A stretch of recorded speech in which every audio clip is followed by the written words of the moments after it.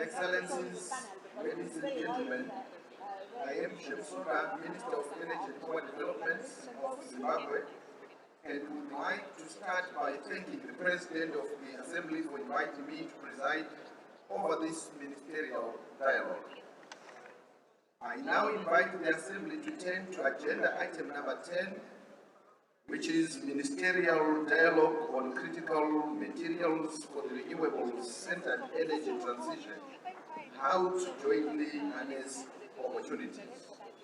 The Assembly takes, my apologies, the Assembly has before it a background document with the same title contained in A13 BN 4. This ministerial dialogue will focus on experiences on de-risking critical materials, supply chains, including materials innovation and recycling, and making the supply chain more environmentally and socially sustainable. The discussion will contribute to the work of the IRENA's collaborative framework on critical materials for the energy transition, among others. During this ministerial dialogue, we will hear insights from high-level speakers and experts on the subject matter. I would now like to invite the Director General of IRENA for his introductory remarks. You have the floor, sir.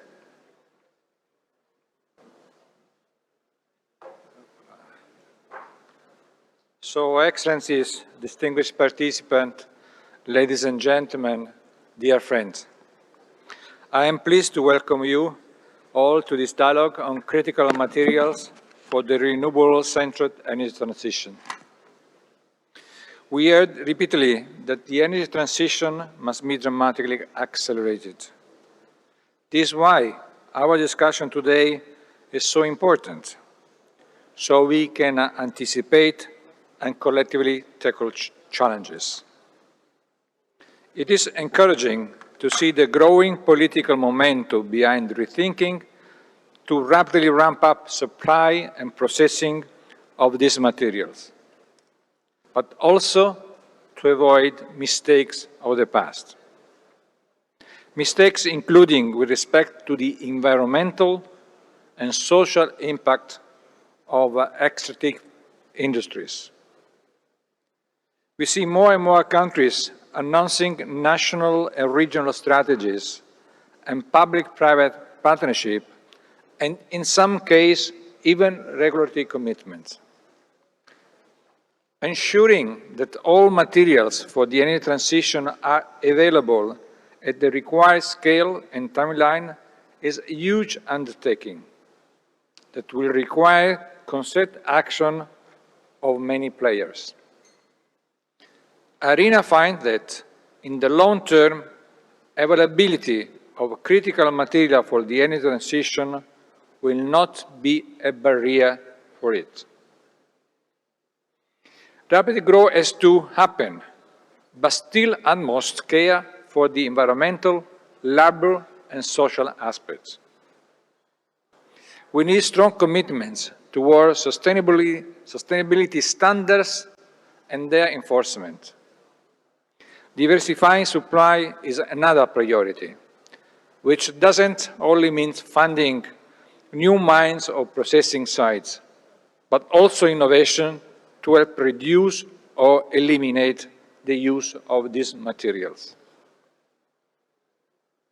With a renewable-based economy, many technology options can rely on alternative minerals. We have heard something already yesterday. So innovation will be essential for scaling the hub. We are already seeing the first result, and our panelists, I'm sure, will share with us some example. We also need to encourage, or in some cases regulate, the reuse and recycling of products and technologies using this material. As far as I know, the 90% of mineral may be recycled. There are large challenges that require international collaboration and partnership. At your request, ARENA has been exploring how to address gaps in our collective knowledge and capabilities. And by using our global network, we launched, as just said by the President of today's session, the collaborative framework on critical materials. Here I want to thank Peru and the United Kingdom for their work as co-facilitators and their leadership in shaping the work of this framework. I'd like also to highlight the important collaboration with the collaborative framework on geopolitics, which is developing a report on the geopolitics of critical material, including underpinning analysis of supply chain and market stability mechanism.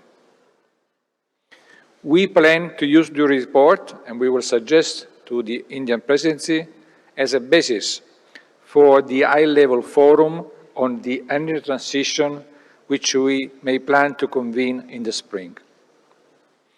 Today's dialogue aims to both inspire and inform you in showcasing examples of leadership, sharing plans and experiences to date, exploring the topics that urgent action and discussing how to strengthen international cooperation. So we, as Secretariat, will look forward to guidance from our members to further refine ARENA's ongoing work on this topic. Thank you, and back to you, Mr. Vice President. Thank you, Director General, for your remarks. I would like to invite Her Excellency Ms. Kandri Simpson, the European Union Commissioner for Energy, to deliver her keynote speech. Excellency, you have the floor. Ladies and gentlemen, good morning. Developing an energy system based on renewable energy has never been more urgent or necessary than it is today. In Europe, we have foreseen annual investment in 25 gigawatts of wind and 40 gigawatts of solar until 2025, and 43 gigawatts of wind and 53 gigawatts of solar by 2030. And this is pace we need to end the dependence on Russian fossil fuels and to reach net zero by mid-century. This also means a paradigm shift in energy security. The importance of traditional supply chain for energy commodities like oil and gas are gradually replaced by the significance of supply chain for critical raw materials and clean technologies. So I am particularly happy to intervene at this event, which deals with the core element of the energy transition. Abundant, secure and affordable critical raw materials are necessary for the large-scale deployment of renewables. I'm pleased to see a growing interest in this key area.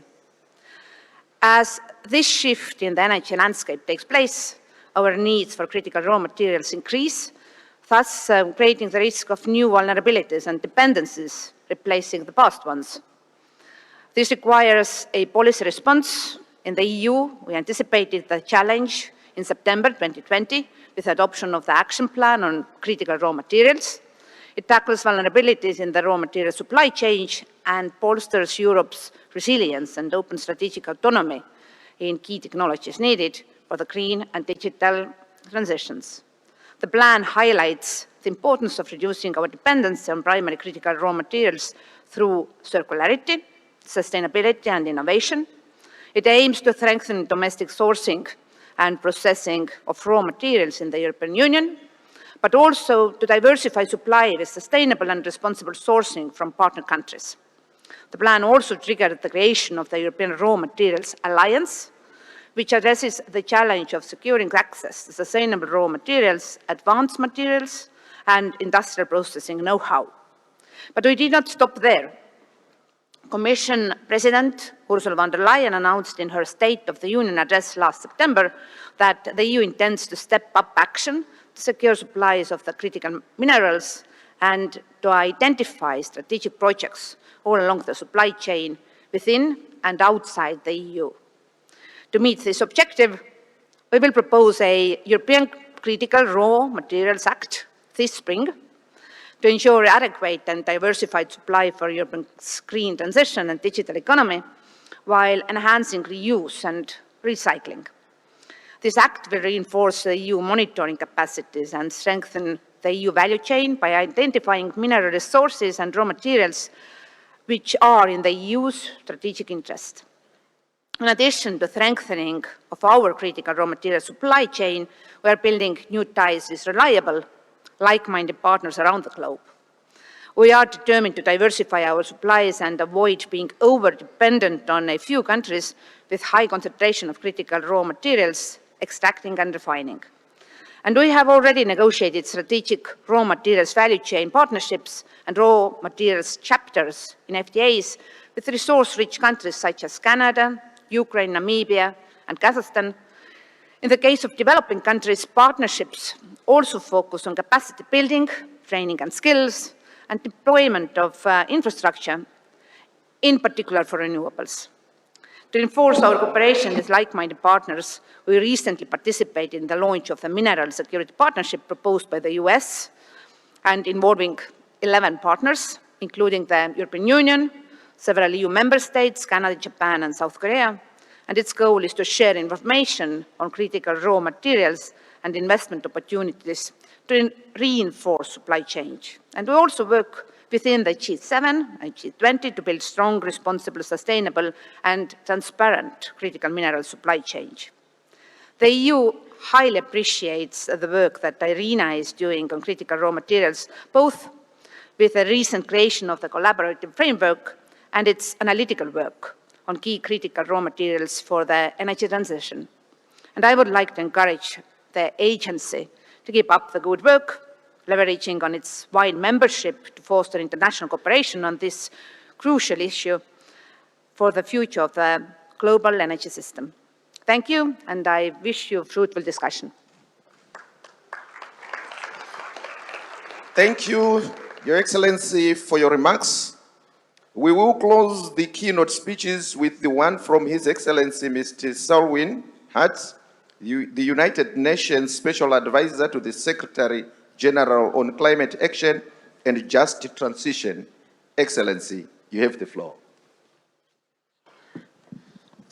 Thank you so much, Minister, Excellencies, Francesco, my very good friend, Commissioner Simpson. Certainly a pleasure for me to be here with you and to address the Assembly on this really important and critical topic. As the UN Secretary General said yesterday, our world is still addicted to fossil fuels, with the 1.5-degree goal of the Paris Agreement slipping fast out of reach. At just 1.2 degrees of warming, we are witnessing unprecedented climate impacts on every continent, in every region, and in every country. And those that have contributed the least to the climate crisis are the ones most badly affected. Equally, we also have over 800 million persons without access to energy. So if we are to avert a climate catastrophe, renewables are the only credible way forward. We should all commit to ensure that this decade, the 2020s, is the decade of renewables. And this will provide us with a fighting chance, the only fighting chance of closing the energy access gap in the developing world while simultaneously preventing the worst impacts of the climate crisis. As the energy transition accelerates, new and more secure and more diverse supply chains for critical raw materials and minerals will be required. So let me outline 4 essential actions which in our view must be taken to build these diverse, secure, and sustainable supply chains to power the renewable energy revolution.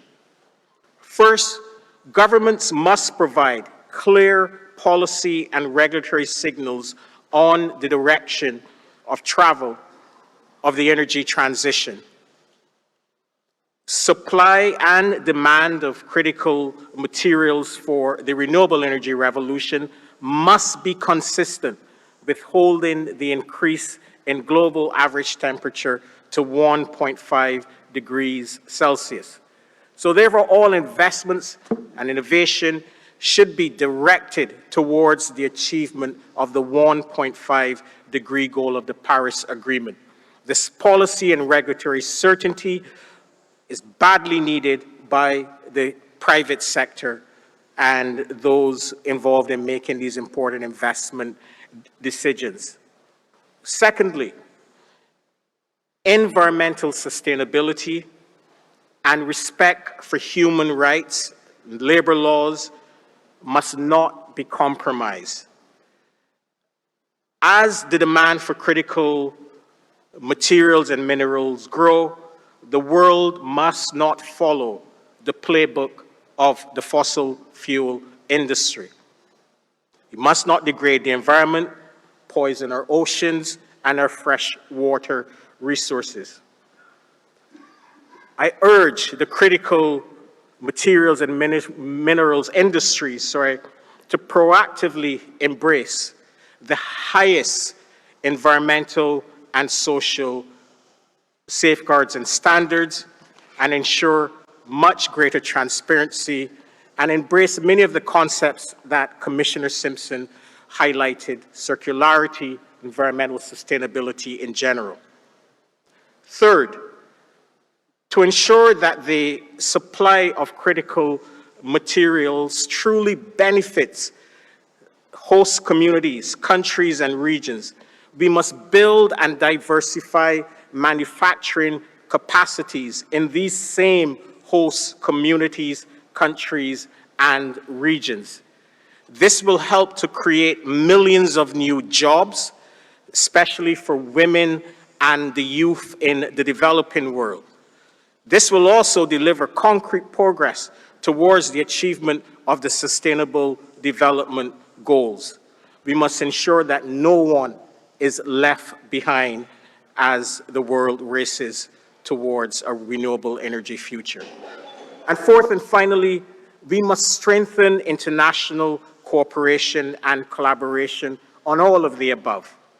We must avoid unilateral approaches and small groups of countries or companies distorting the supply and demand for these critical materials and minerals. International cooperation and collaboration are also critical for ensuring transparency and a level playing field for all countries. Excellencies, we are in a race against time. But let us work together to ensure the availability of sustainable, secure, and diverse supply chains for critical raw materials to power this renewable energy revolution. The United Nations stands ready to support this important effort. I thank you. Thank you, Your Excellency. Allow me to thank all the keynote speakers for sharing their insights into the new challenges and opportunities for ensuring reliable and sustainable supply of critical materials for the energy transition. I now hand over the floor to Dr. Roland Roche, Acting Director of the IRENA Innovation and Technology Center, who will set the scene for our follow-up discussion. Thank you, Chair Minister Soda. Excellency, distinguished participants, ladies and gentlemen. In recent years, IRENA has been deepening and expanding knowledge on the role of critical materials to achieve energy security and climate goals. We know that to reach our climate targets by 2030 and 2050, we need to accelerate the deployment of renewables.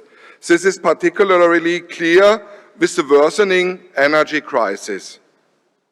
Over the past decade, renewables capacity increased by 130%, while 2021 saw major advances to meet the 1.5 degrees scenario. Installed capacity will have to more than triple by 2030 and increase tenfold by 2050. Onshore and offshore wind is expected to become one of the largest generation sources by 2050. For that, installed capacity will need to increase 10 times by 2050 to meet 1.5 degrees target. Solar has nearly unlimited technical potential, and the energy production from solar PV will expand quickly in the coming decades. It will mostly come in the form of utility-scale installation and would need to increase 30 times by 2050. Electromobility is currently a bright light of the energy transition progress. In 2021, the global sale of EVs, both battery and plug-in hybrids, accounted for over 8% of global shares of vehicle sales.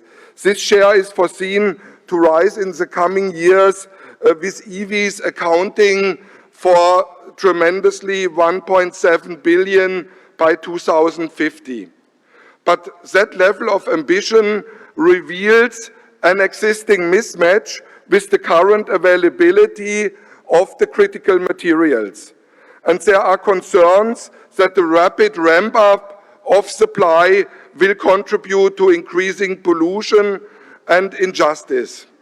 That is why this ministerial dialogue today here in the plenary is highly relevant. We would like to share with you what IRENA has been doing and what was in the pipeline. And we look to your intervention, we look forward to your interventions to inform and guide our work. IRENA is assisting countries through the collaborative framework on critical materials. To understand the explained mismatch I mentioned, but particularly to identify and understand risks associated with the supply chains of these materials and develop solutions. I'm delighted to share that in 2022, IRENA launched the collaborative framework on critical materials for the energy transition with three working groups currently in place, and published several analyses to explore links and dependencies between critical materials and the energy transition. As international cooperation is a cornerstone in advancing solution, this collaborative framework of critical material acts as an inclusive platform for dialogue, as a place to exchange knowledge and best practices, and particularly as a vehicle to coordinate action with our members, partners, organizations, and the private sector. I would like to commend the work of our two co-facilitators of the collaborative framework, Peru and the United Kingdom, who have helped to shape its work with IRENA, support through techno-economic and socio-economic and policy analysis. Collaboration is a bedrock if we want to advance this work, so we work with many partners and we seek complementarities to avoid overlaps, harmonize our works and leverage expertise. For example, the work on sustainable supply chains in Southern African countries is being developed together with the World Bank's Climate Smart Mining Facility. We are also in discussion with the World Economic Forum, the GIZ, the International Monetary Fund, Extractive Industry Transparency Initiative, and also the International Seabed Authority, to name a few here. The most effective ways to advance knowledge on this topic and then help governments with their decision-making process. So what can you expect from IRENA in 2023? The EV battery materials report will be published soon, And I would like to share some inputs and some aspects of this report, because this work is a good example for the work we are doing at the collaborative framework on critical materials. Thanks to the support from the government of Norway, findings from the collaborative framework on critical materials will also support the report on geopolitics and critical materials that is led by PPS and the collaborative framework on geopolitics. The next meeting we are planning on the collaborative framework on critical materials will be in spring next year. So what we learned to date, it is that there are challenges and that there are also solutions. Challenges vary by materials, but what they have in common is that many are mined and processed in a handful of countries, and we need to ramp up their supply much quicker because of increasing demand. And that takes time. Just for context, it takes 5 to 25 years to open a mine, and it takes 1 to 3 years to open a processing plant. Opening a battery or component manufacturing plant takes about 5 years. There was a lot of uncertainty that contributed to the underinvestment here, particularly in upstream activities. In addition to the time needed to open new plants, future demand uncertainties and price volatility and the lack of downstream transparency have played a major role. As we need to ramp up production, we have to also ensure that we do not compromise on environmental, social, and governance practices, called ESG, across the whole supply chain. We need to explore the use of renewables, we need a third-party ESG verification system, and we need stakeholders' collaboration to ensure benefits to local communities. We have solutions to reduce dependencies and make supply chains reliable and sustainable. Countries are exploring new mines, increasing their processing and manufacturing capacities.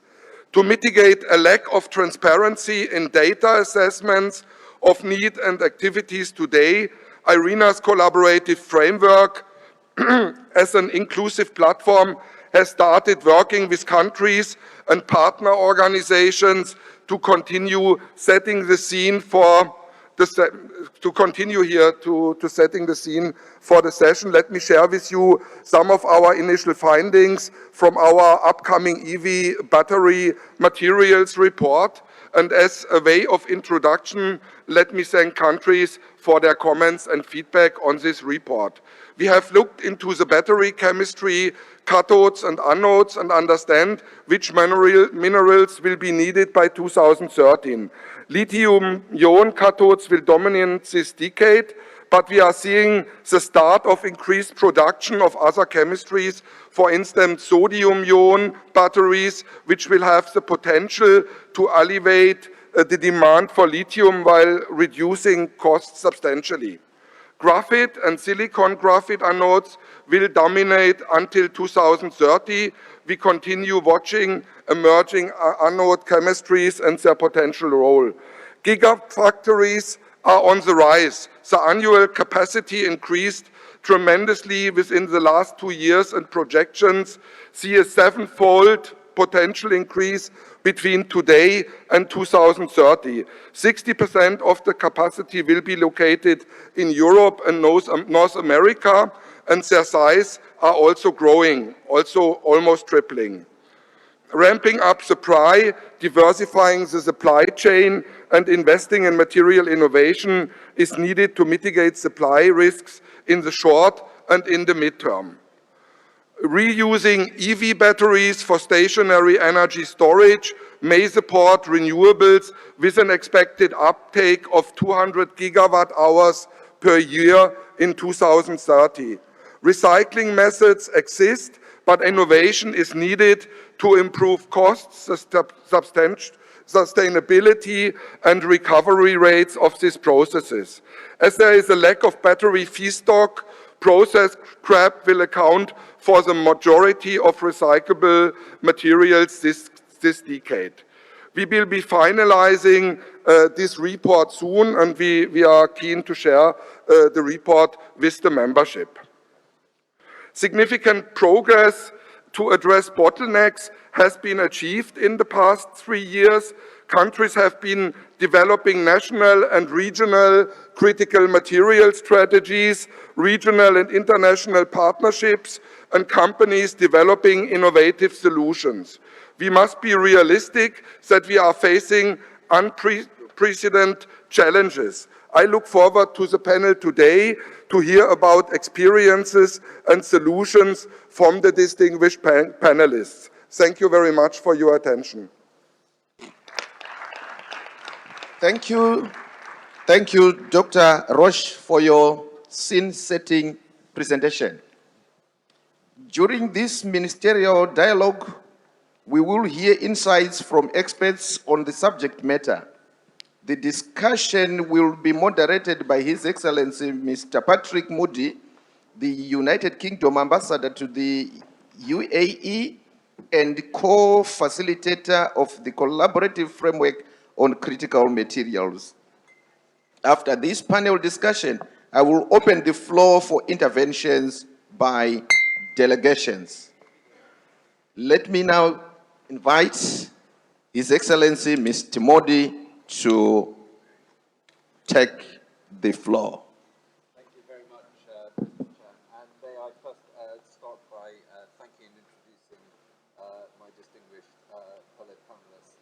So we have Li Jiang from Apple, who will be joining us with some recorded video messages. Oh, not working. Is it working now? Yep, there we go. Thank you very much. Sorry, everybody. Firstly, I'd just like to introduce my panelists. Li Jiang from CATL will be joining us with 2 recorded video messages. We have Helena Matza, the Director of Energy Transformation from the US Department of State, Demetrios Papanathiou, who you all know well from the World Bank, and Darren Robertson from the Managing Director of Greenspur Wind. And I think it's a nice mix of national, multilateral, and private, which I think sums up the kind of partnerships that we're looking forward to as we go forward, and reminds me of the emphasis on solidarity and inclusion that our excellent hosts, the UAE, have announced for COP28. So let me start by thanking the Chair and our hosts for organising this assembly and this panel. And just a few words from the UK perspective. So firstly, very much agree with the key themes brought up by our keynote speakers. It's a real honour to have been co-facilitating this collaborative framework on critical minerals alongside Peru and with the help of Martina Lyons. And since its launch, we've been working with ARENA on putting together a work plan that would help start off the work around materials for key technologies. And as Roland indicated in his address, our work has been very much focused on data collection and analysis, looking at the supply risks and looking at the ESG aspects. It is, of course, hardly needs saying how relevant this issue is, both to the world and for us in the UK. It's a new topic. We're learning our way in. There's scarce data, and we're looking at emerging risks and uncertainties. But one thing is very clear from the engagement we've had, and that is the degree to which countries want a platform for a balanced dialogue, as well which includes the private sector as well as all the countries involved, which enhances and coordinates actions that allows us to jointly address the issues and therefore enable the energy transition. We know how vital these critical materials will be to delivering that transition and to safeguarding future economic resilience, and if I may add, also, as the UN pointed out, to enabling developing countries to achieve their development and not be left behind. And securing access and developing new sources of critical materials is crucial to that. So, like this panel today, we want to work together to create markets that work for everybody. We've been very vocal in our belief that the extraction of critical minerals should work for the benefit of the countries that both extract and produce critical minerals. This is not just about the user countries. And through our joint efforts, we want to enhance international markets to make them more responsive, transparent, and responsible. And these were the central tenets of the UK's recently published Critical Minerals Strategy, released last July. And in addition to growing our own domestic capabilities and working through industry players like Greenspur, we want to help others also succeed by having the materials that they need. And at COP27, our Prime Minister announced an additional £65.5 million for the Clean Energy Innovation Facility, which will focus on clean hydrogen, critical materials, and cross-cutting themes key to clean energy transitions in developing countries.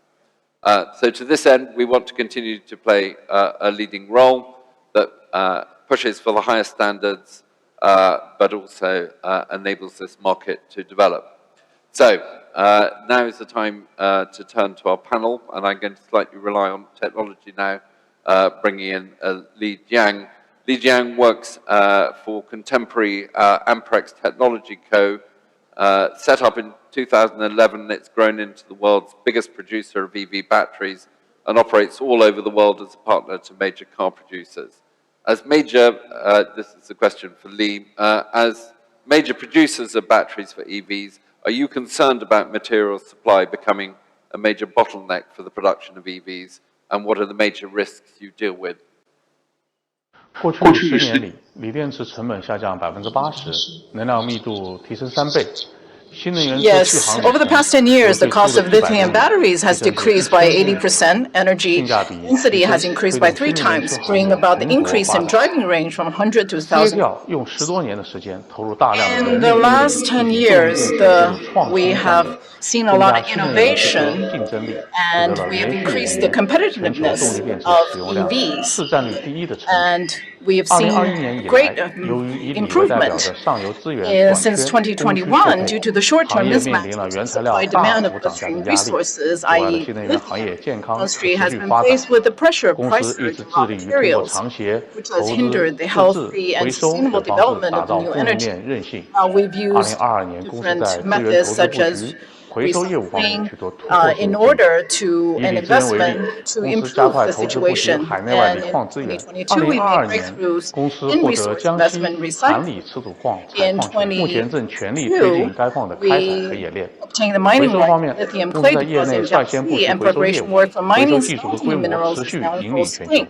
In terms of recycling, the company is the first in the industry, and we've seen the lithium recycling with 90%, recycling volume continues to rank number 1, with proactive development of lithium minerals worldwide and increasing mature recycling industry supply shortage will be relieved. Thank you. Second question, how are you innovating in battery chemistry to mitigate those risks? And what may we see in coming years? Will we see 1 or 2 chemistries dominating or several coexisting? 目前，公司研发人员超1.4万人。 Currently, CATL has more than 14,000 personnel engaged in R&D and invested more than 10 billion yuan in the first quarter of 2022. We continue to promote technological innovation and material innovation, structural innovation, extreme manufacturing innovation, and business model innovation.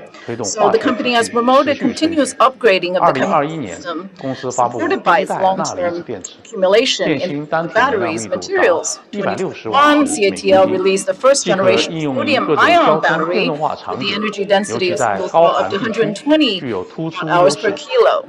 Now, we have applied to various transportation, electrification scenarios and complexibly mapped to all scenarios. For electric vehicles, we have rolled out AB battery system solution, which means using both sodium and lithium-based cells in one EV pack is making up for the shortcoming of low energy density of sodium-ion batteries while giving play to its advantages of high power and low temperature performance. It is expected that AB battery solution can cover EVs with a driving range of 500 kilometers or less. We're currently committed to promoting industrialization of sodium-ion batteries in 2023 and can reduce the demand for lithium resources. We will continue to invest in R&D in cutting-edge areas and create more possibilities for chemical systems as to meet the diversified needs of customers. Thank you. Turning now to you, Helena. Diversification and partnership are both going to be very key in this. And you and the US have been very active in this area, both at home and internationally. So it'd be great to hear a little bit about your experiences and future plans. Sure, happy to do so, and thank you so much for having me here today.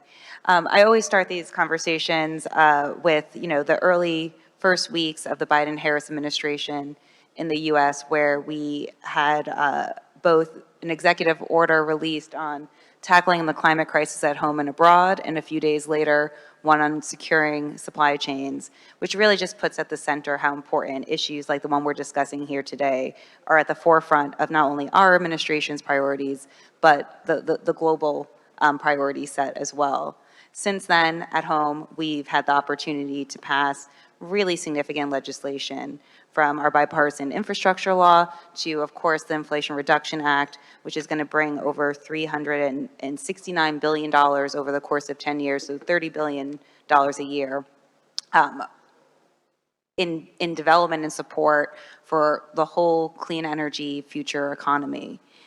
So we've taken this really seriously in how we're thinking about injecting in our economy at home.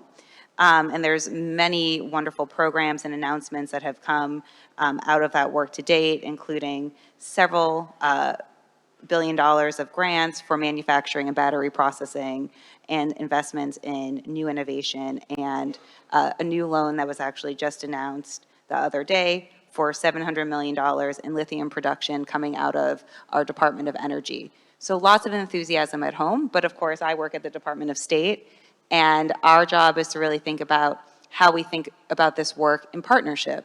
And one thing we know for sure is that these supply chains are incredibly globally integrated, and that we have collective global climate ambition that we need to reach all together. So as we're doing everything we can in our economy to contribute, we're also working in partnership all across most of the governments here today. So in the context of the IRENA collaborative framework, and of course the work that the IEA is doing as well, but through some really significant multilateral initiatives. And Commissioner Simpson was very kind to walk through a good tranche of those, including the work that we are taking on together in the G7, and a partnership we're very excited about here in the US, the Mineral Security Partnership, which we helped launch in coordination with 11 other governments in the EU in June of 2022. And the idea of this initiative is to really work across 4 pillars of work. One is on information sharing, the other is focused on developing an investment network, the other is ensuring we're doing everything we can to uphold ESG standards, and then of course the work we can do together is to promote recycling. And the idea of this partnership is not just to work across our own economies, but to leverage our collective tools, whether that's our ability to politically de-risk or offer loans in other producing countries, to ensure that we're doing everything we can together and in different configurations of our partnership to attract private investment into these sectors. And might I just add one last point, that is not just about mineral production, but processing and value-added industries. So we think these approaches, as each one of the countries around this room, ourselves included, are taking our approaches at home, that these partnerships are essential in our capabilities to ensure that we're meeting supply, that we're doing that in a value-based way, and in a way that helps attract investment and aggregate demand. So we're really excited about that work.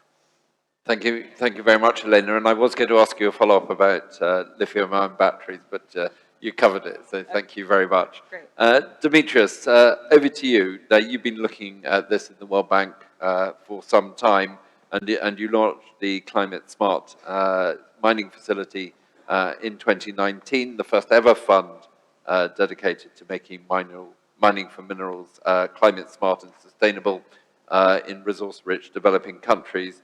And you've targeted a total investment of $50 million over the next 5 years.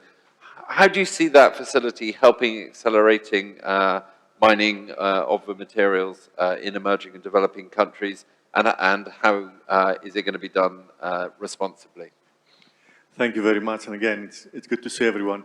The World Bank first looked at the issue of minerals for the energy transition in 2017, and it's because we understood the level of the challenge that we launched this initiative. But just to put things in perspective, because we hear about multiples of how much is going to be needed. I'll give you the example of copper. Copper is, of course, essential for everything that runs on electricity. And according to our estimates, if you think about all the copper that humanity has produced until today, it's about 700 million tons. To get to the energy transition by 2050, we need another 700 million tons. It's an incredible challenge, and it remains underappreciated. As Irina pointed out earlier in their report, and this is something we well know, it takes a very long time to build a mine. And to be able to accelerate all that, you have to have very good, strong collaboration between governments, civil society, and the private sector. So part of what we've been trying to do with the climate smart mining is make sure that we help governments promote the policies and the regulations that bring transparency and help the private sector to engage, because we need to discover many more minerals around the world, and we need to find quick and responsible ways to develop them. To give you an example of one application we have developed recently on climate smart mining, it's called the Climate Mineral Explorer, and it's on the web, you can Google it. So what we've done there is we try to make sure that we have a good understanding of, for instance, when we produce lithium, how was this lithium produced, what kind of energy has been used to produce it, and what is its carbon footprint. The future of making sure that we can still go quickly to net zero, while at the same time we produce things responsibly, will require additional transparency in how metals are mined. And increasingly what we would like to see is a differentiated price in the commodity markets for metals and minerals that have been produced responsibly and that can guarantee supply chains that are environmentally and socially friendly. It's a huge challenge, but mining is definitely back in the world economy, and we're looking forward to continue to develop with partners. We have a very good relationship with the UK on our mining activities, the European Union and others. Clearly, strong opportunities and resources are in Africa, and we have to make sure that we develop them in the right way for the benefit of Africa and for the benefit of the world.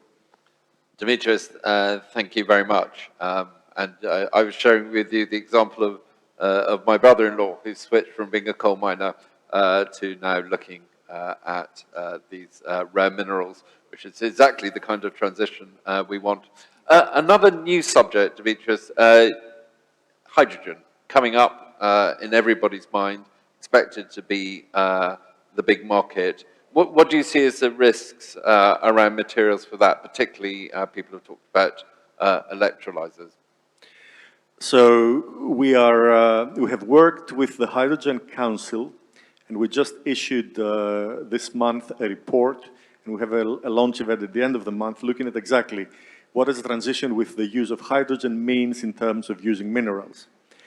And the news there are better in the sense that because of the nature of hydrogen as a fuel, the minerals that are used in producing hydrogen and in the use of hydrogen are not as stressed. Of course, we have a need for platinum, but technology has been developing for platinum, and at the moment, at least, we don't see major constraints. So we think that actually clean hydrogen can be part of the solution of relieving some of the stress that we anticipate on the minerals. In fact, when we looked at green hydrogen production, most of the minerals that are needed to get it are on the renewable energy technologies that will produce electricity for hydrogen. So still, most of the material stress is going to come on the wind turbines and on the solar panels and on the batteries that need to work in conjunction. So there is more good news on hydrogen. We are still in the beginning of the hydrogen economy, but we feel that, again, we have to think about diversifying energy. And it seems that the stress on minerals, with maybe the exception of platinum and iridium, which we believe it can be manageable, things look a little bit brighter.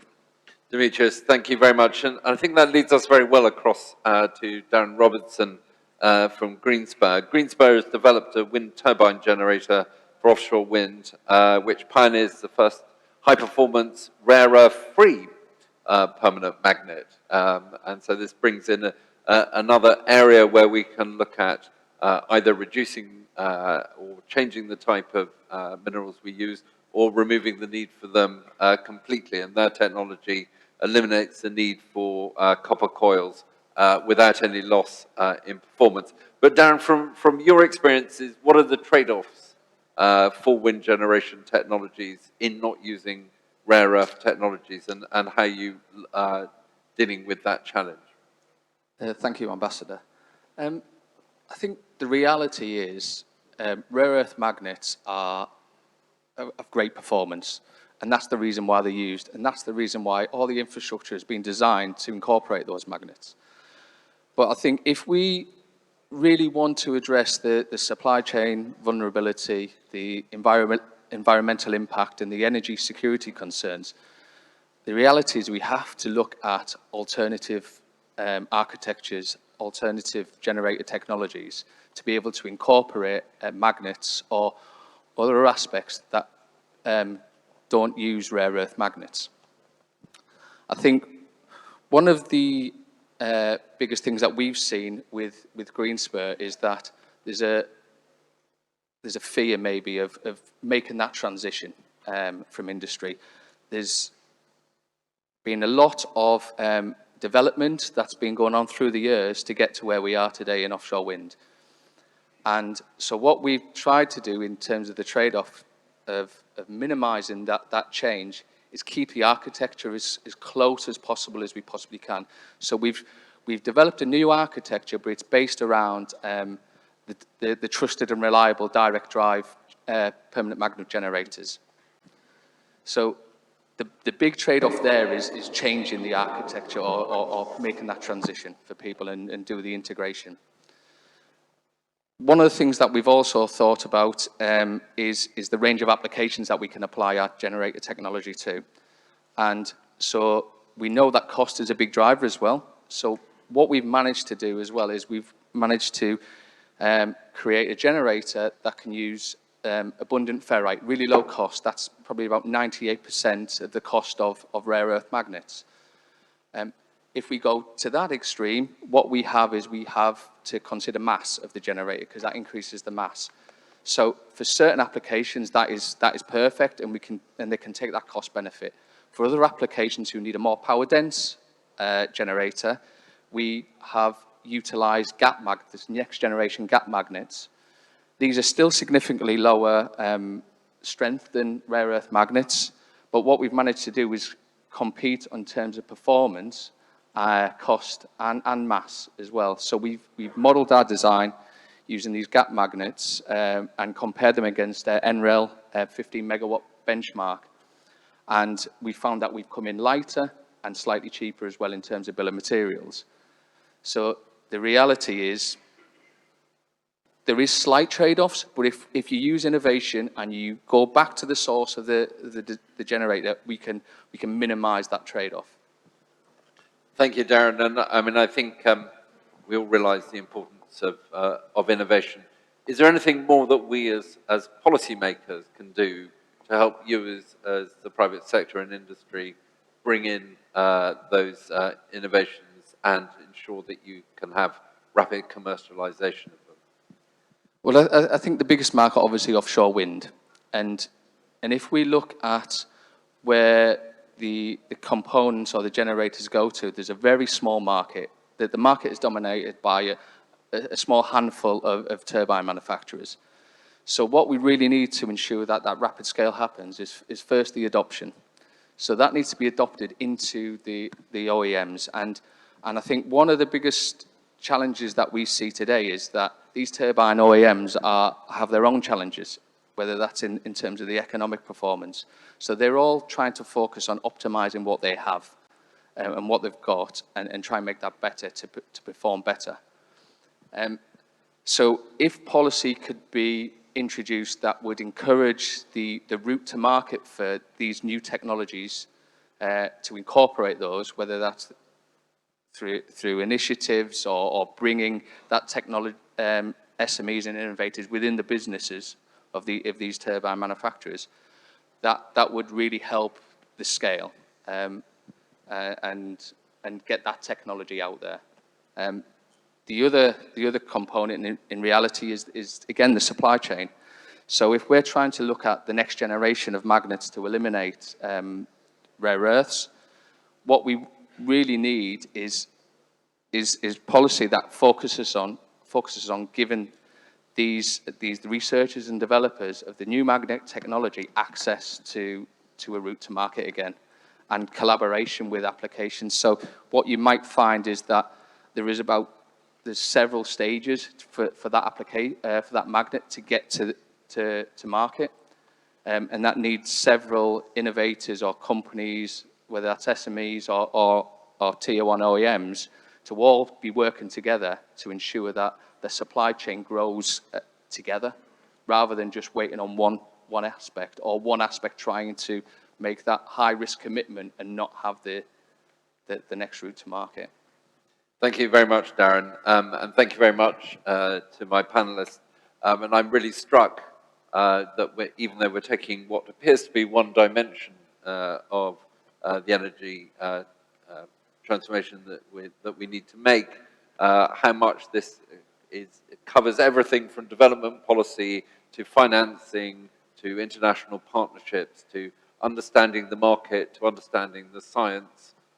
We need to understand it end to end and intervene end to end to really make this happen in a way that's fast enough to enable the transition to work fast enough. So with immense thanks to my panelists, I now pass back to the chair for interventions from the floor. Thank you. Thank you very much, Your Excellency, Mr. Moody, for guiding this discussion, and allow me to also express my sincere gratitude to all participants. Thank you all for a positive and constructive dialogue. I now open the floor for interventions from delegations. In order to ensure the highest level of engagement and participation, speakers are invited to limit their interventions in the plenary to 2 minutes. Countries indicated their wish to intervene in advance. I will now invite them to speak. I start by giving the floor to His Excellency Mr. Tagaki, Parliamentary Vice Minister for Foreign Affairs from Japan. You have the floor. Thank you very much, Chair. On behalf of Japan, I'd like to make an intervention. The expansion of renewable energy in recent years is remarkable. Reductions in the cost of supplying of renewable energy are due mainly to continuous efforts to cut manufacturing costs and improve efficiency through technological innovations.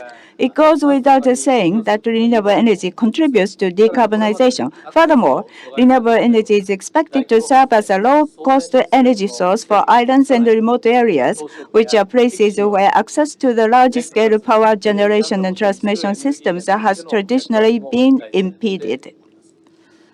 On the other hand, the demand for critical mineral resources required for manufacturing renewable energy equipment is expected to increase rapidly in the future.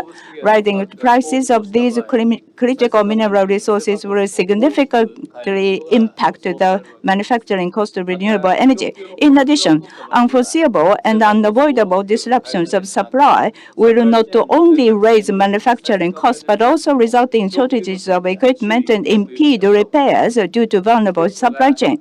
In order to achieve universal access to energy and enable all people to live with dignity, a stable supply of mineral resources must serve as a foundation for the widespread use of renewable energy. To that end, it is essential to build a highly resilient supply chain for critical mineral resources.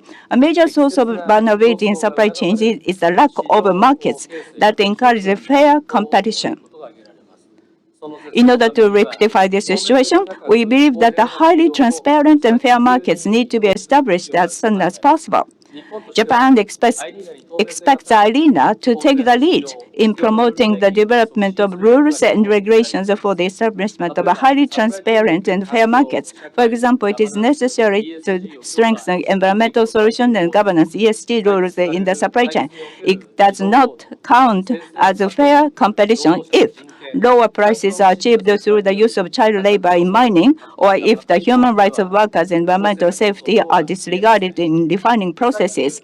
It goes without saying that the further promotion of recycling and reuse is necessary, and rulemaking for this purpose will be important. In particular, it is crucial to take the aspects of environmental safety and the human rights of workers into consideration in the development of such rules. Furthermore, it will be more effective if there are some set of internationally agreed rules, rather than just leaving each country responsible for preventing recycling and reuse efforts from degenerating into mere waste disposal, which could lead to a race to the bottom.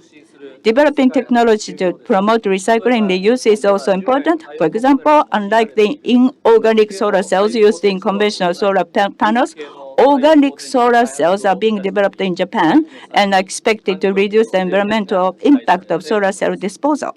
It is also important to accelerate the development of alternative technologies that reduce the use of raw materials. In order to support innovation and technological development, it is beneficial to promote investment in research and development and to support innovators and startups in this field. IRENA is the best place to promote these discussions. Japan will continue to contribute to these discussions through its knowledge of recycling and environmentally friendly technologies. Thank you. Thank you, Japan. I now give the floor to Her Excellency Ms. Catherine Stewart, Ambassador for Climate from Canada. You have the floor.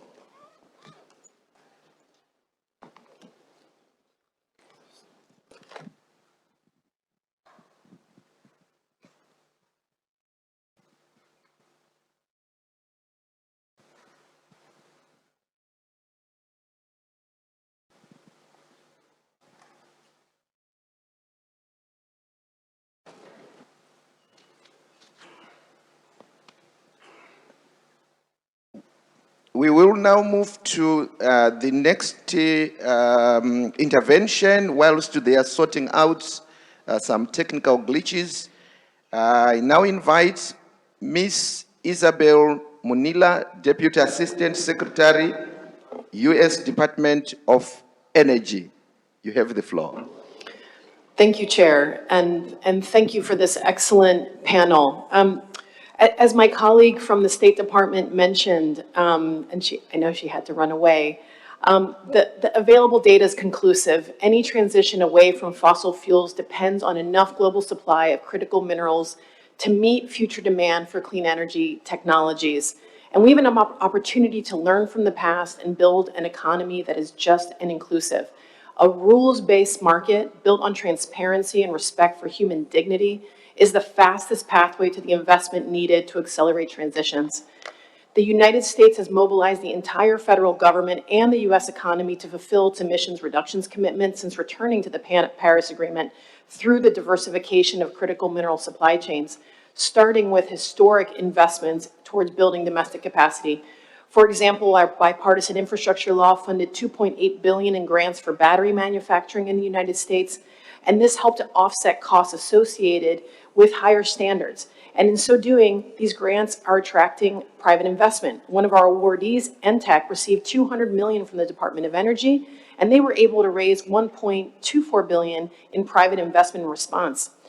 And the pursuit of data, and as I think others have said, is a huge undertaking, and we can't accelerate markets without it. I would endorse our Japanese colleagues' comments about the critical nature of markets and building markets that attract investment, and data is central to that.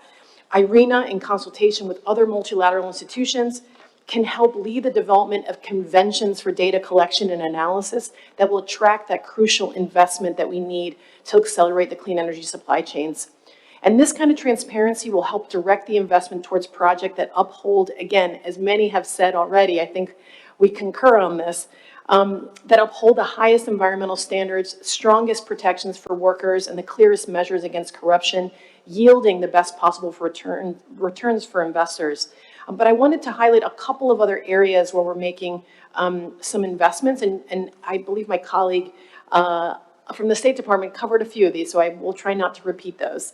But I did want to make sure that we focus on the first of its kind strategy that we have created to secure America's clean energy supply chain. This was under President Biden's executive order in February 2022.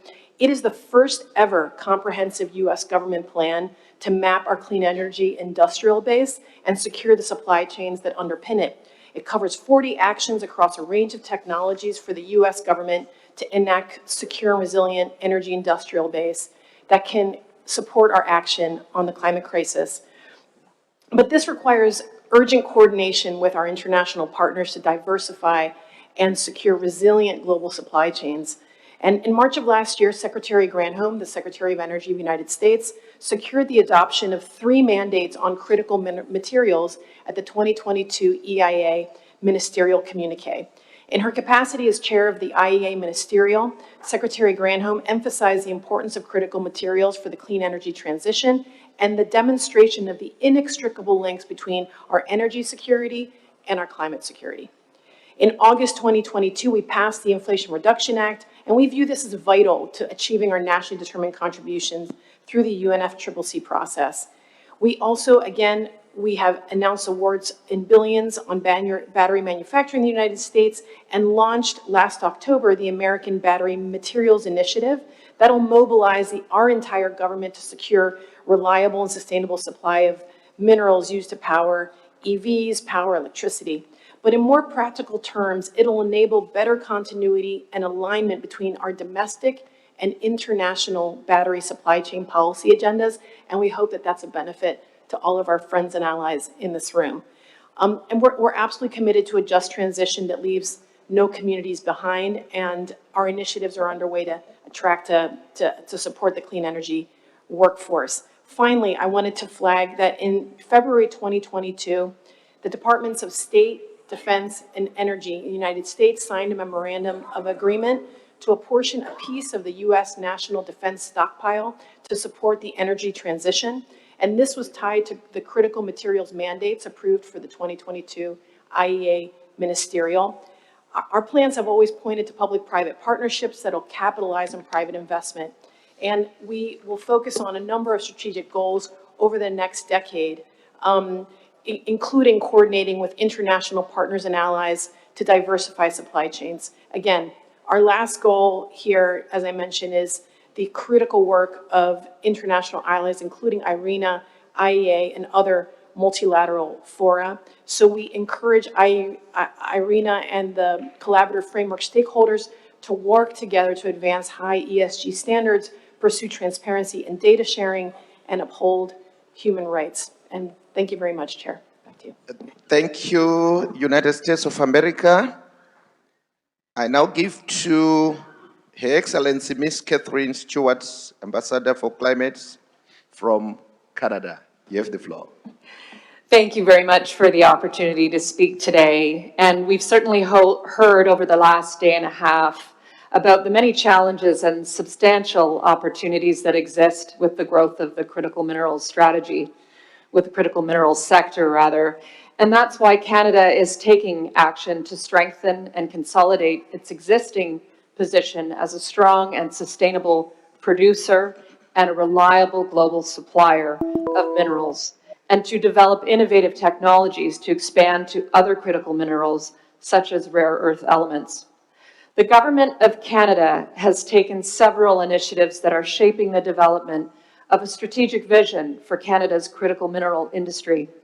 This includes a number of investments over the last 3 years to support new mining, processing, and manufacturing capacity for mineral supply chains that are key to clean energy transition, such as cobalt, graphite, lithium, and rare earth elements. Importantly, Canada is creating a critical minerals center of excellence. We are also supporting a new critical minerals strategy with over $4 billion of investment. And that strategy will cover a range of industrial activities, from geoscience and exploration to mineral processing, manufacturing, recycling applications. It also includes a very important research and development and deployment component. Canada is developing its supply chain capacity in a way that supports regional economic growth, creates more inclusive and highly skilled workforce, and upholds and strengthens our leading ESG standards. Our experience shows that we must ensure that value is added across the entire supply chain. Efforts will also need to be consistent with Canada's priorities and objectives, including environmental protection and conservation, safe and responsible labor practices, and the respect for the rights of Indigenous people. Critical mineral development needs to be sustainable and create nature-forward outcomes with minimal environmental imprint by incorporating practices that work to prevent biodiversity loss, protect species at risk, and support nature protection. Innovative ways to capture value from alternative sources and waste streams, recycling technologies, and traditional Indigenous conservation practices are all examples of nature-forward solutions. So Canada commends IRENA's work on critical minerals, including through the collaborative framework and publications. And moving forward, we encourage IRENA to consider the issues of critical minerals circularity, as has already been mentioned, traceability, and the recovery of critical minerals from waste and recycling in its future, including through the collaborative framework. Thank you very much. Thank you, Canada. I now give the floor to Her Excellency Ms. Teresa Ribeira, Deputy Prime Minister of Spain. Your Excellency, you have the floor.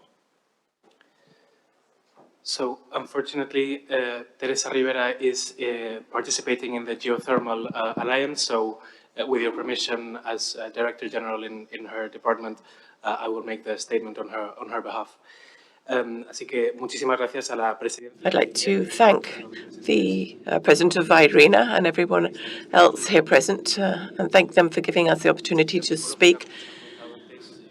Environmental transition as part of an energy transition away from dependency on fossil fuels requires abundant natural resources and critical raw materials that haven't so far been extensively used. We cannot replace one dependency on fossil fuels that gives rise to political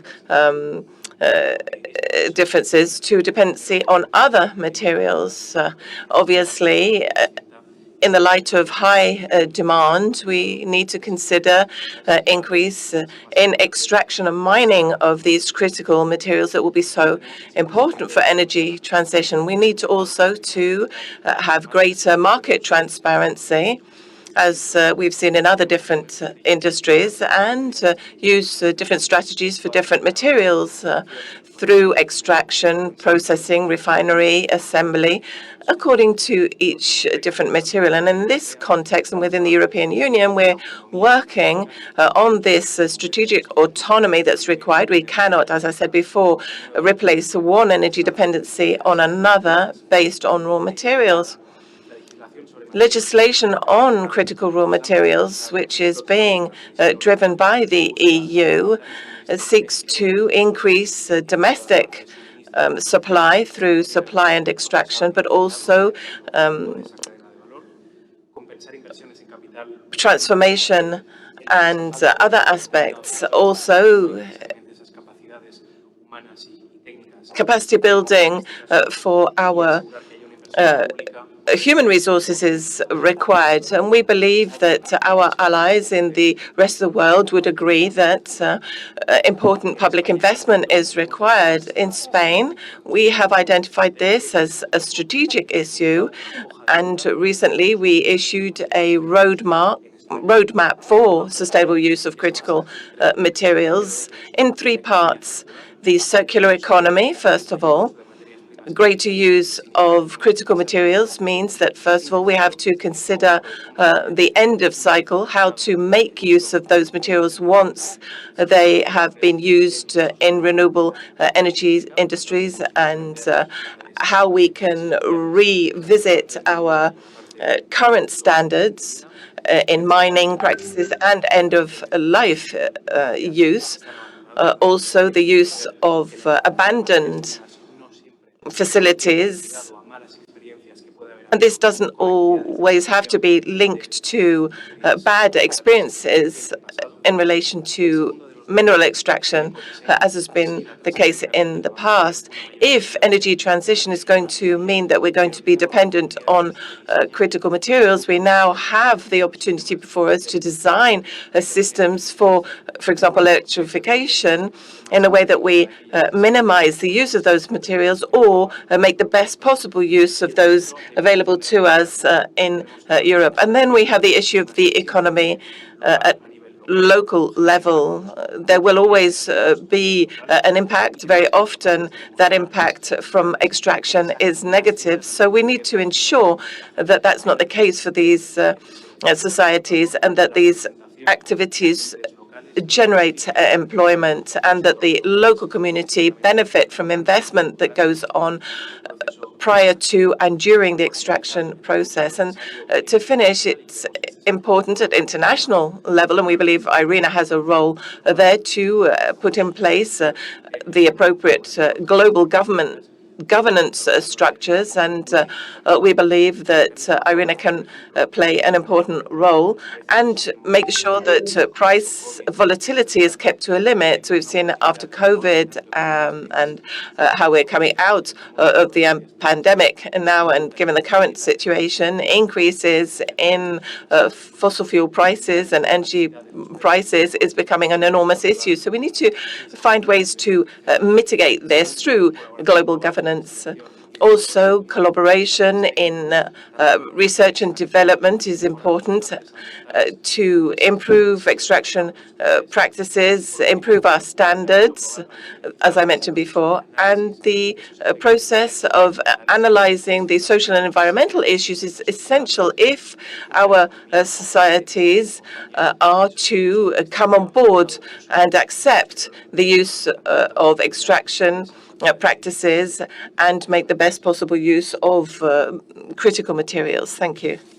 Thank you, Spain.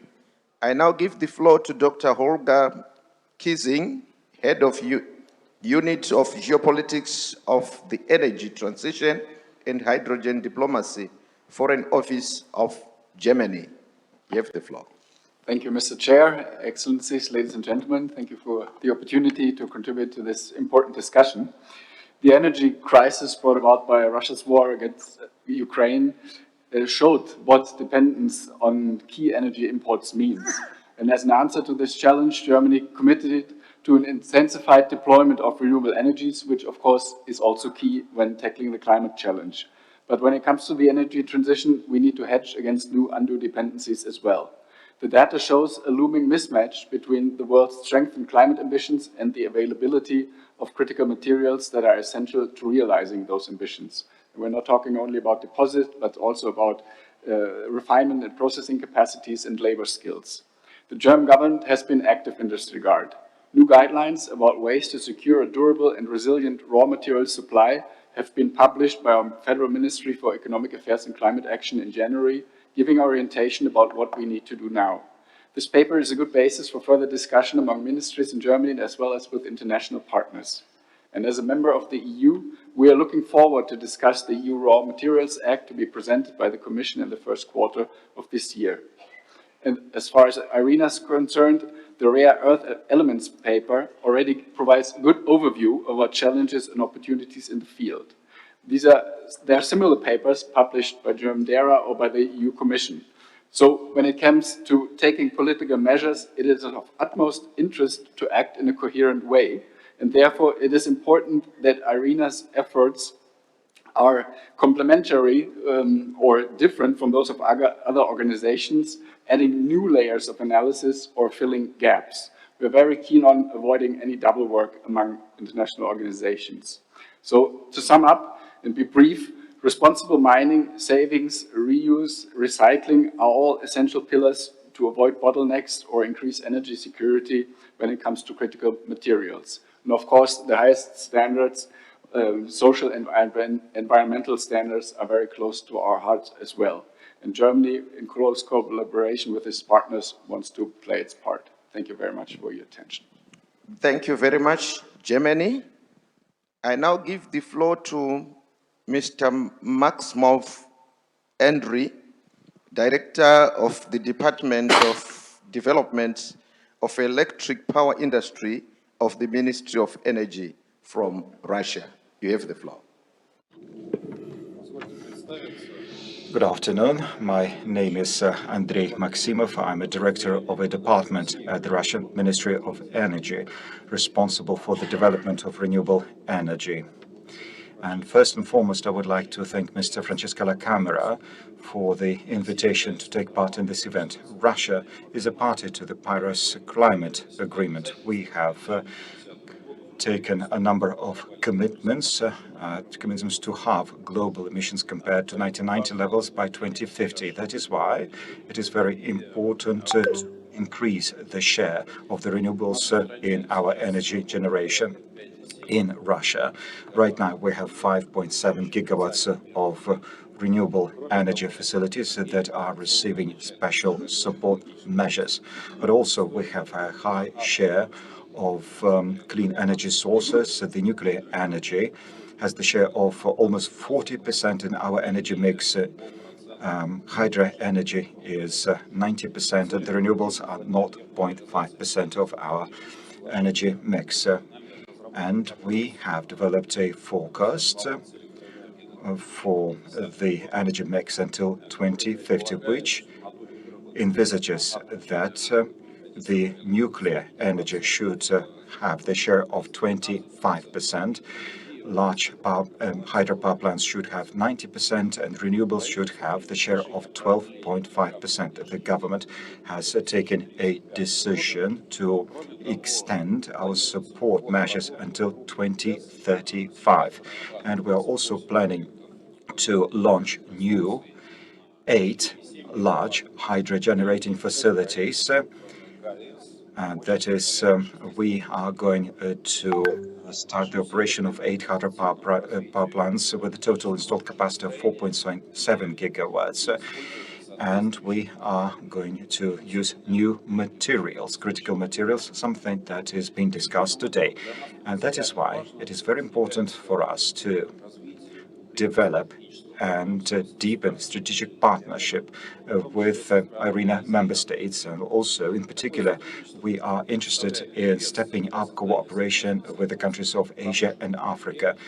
We are interested in establishing joint venture companies with them. And it is also important for us to have a number of export contracts for Russian companies, and this is how Russian companies may enjoy some of the support measures.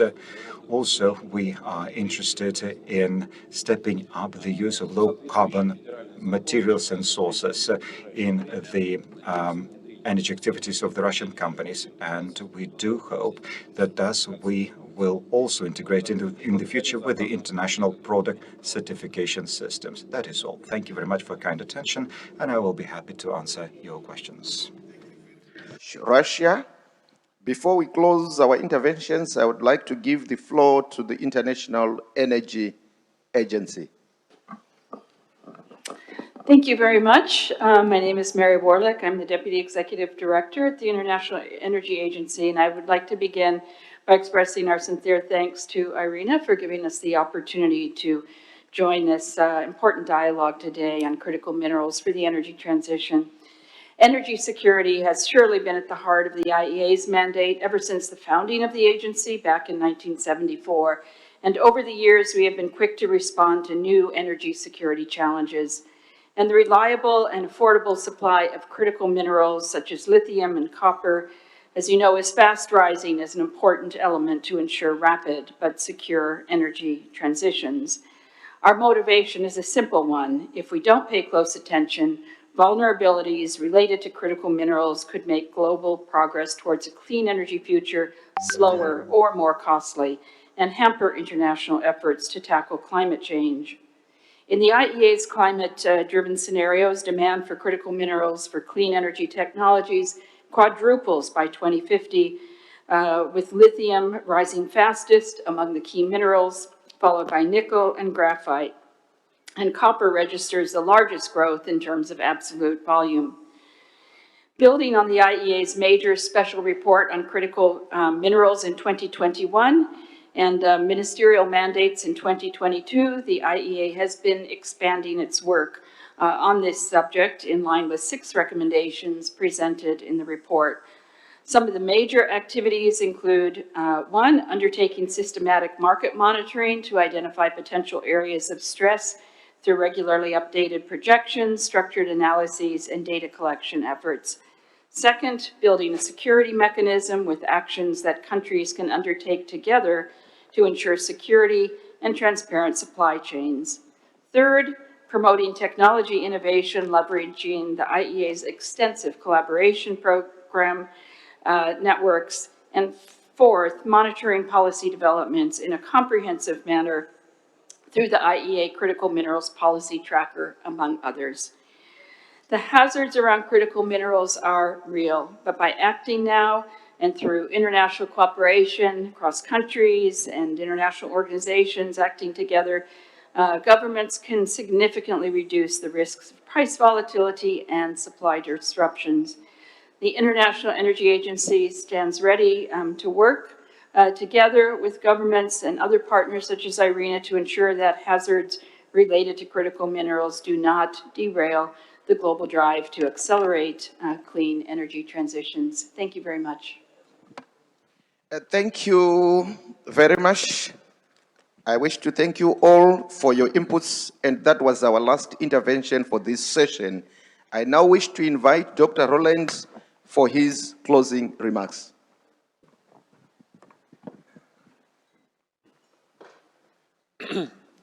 Excellencies, distinguished participants, ladies and gentlemen, very many thanks to our distinguished speakers, the moderator, the chair, and all those who made interventions here.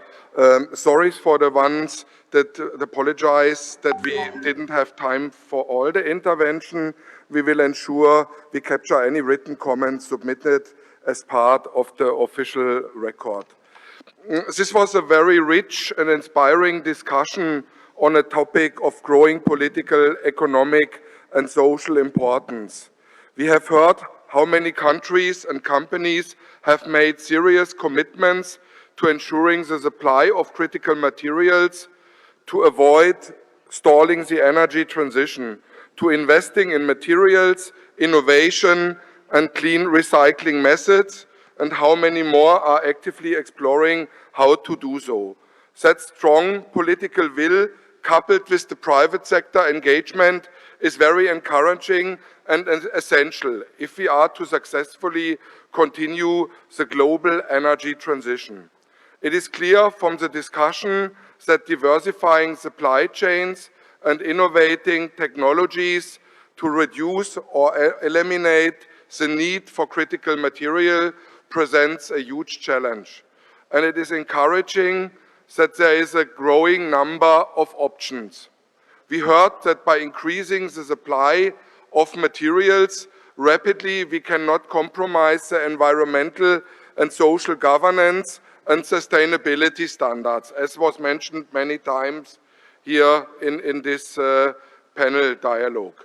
Countries are strongly committed to sustainable exploitation, safe working conditions, local economic development, respect for cultural and natural heritage, and net zero carbon emission. Many speakers emphasized the need for support and the value of international collaboration. We are pleased to hear the many positive comments about IRENA's work to date and the need for us to continue to lead this important stream of work. We will ensure that we take on board the suggestions that our members made for further work and priorities and continue to provide through leadership and practical support of countries, like data collection and further analytical work, and to help to implement the ESG standards that have been so often mentioned in this plenary. I also note the request for IRENA's collaborative framework for critical materials to play a central role to foster close partnership with countries, companies, NGOs, and other intergovernmental organizations. Ladies and gentlemen, the energy transition is a huge challenge and requires rapid and sustained actions on multiple fronts. One of them is ensuring reliable and environmentally, socially sustainable supplies of critical materials. The determination and innovative mindset that policymakers and businesses showed in today's discussion give confidence to IRENA that by working together we can deliver on our goals. I thank you very much all for this exciting panel dialogue. Thank you very much and good afternoon. Thank you, Dr. Roche, for your closing remarks, and I also wish to thank His Excellency Mr. Moody, who moderated discussions during this session. You will agree with me that we had a fruitful discussion of a very relevant topic, which is also very important to Zimbabwe and Africa. And I'm pleased to see the progress made, and I look forward to new developments. Thank you all for the active participation. This concludes our consideration of agenda item number 10. Thank you.